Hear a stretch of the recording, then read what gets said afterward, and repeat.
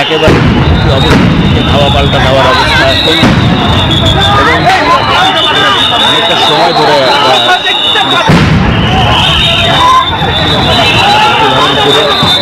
জানানো হচ্ছিল যে তাদেরকে শান্ত করার চেষ্টা করা হচ্ছিল বারবারই, কিন্তু সেটা কিন্তু সম্ভব হয়ে উঠল না। এবং পরবর্তীতে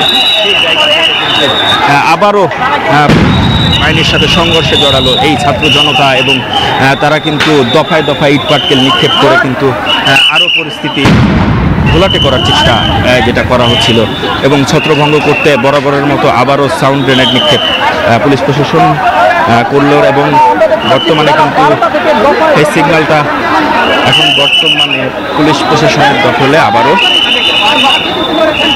তবে এই পরিস্থিতি আসলে থেমে থেমেই, যে সংঘর্ষের ঘটনাটা থেমে থেমেই বারবারই হচ্ছে, কিন্তু এটা আসলে ঠিক কিভাবে নিবারণ সম্ভব সে বিষয়ে কিন্তু এখন কোনো পদক্ষেপ আসলে দেখতে পাচ্ছি না। আর ছাত্র জনতারাও তাদের দাবি দাওয়া নিয়ে একেবারে অনড় অবস্থানে এখানে তাদেরকে ছত্রভঙ্গ করতে বেশ তৎপর অবস্থানে রয়েছে। একের পর এক সাউন্ড গ্রেনেড নিক্ষেপ করা হচ্ছে, এবং এই যে ইট পাটকেল নিক্ষেপের যে বিষয়টা সেটা কিন্তু দেখানোর চেষ্টা করছি বারবারই। ঠিক এই দিকে প্রান্তপথ সিগন্যালের এই রাস্তা থেকে ছাত্র জনতারা আসছেন কিন্তু ইট পাটকেল নিক্ষেপ করতে করতে, এবং ঠিক এই বিষয়টা ঠিক প্রশাসন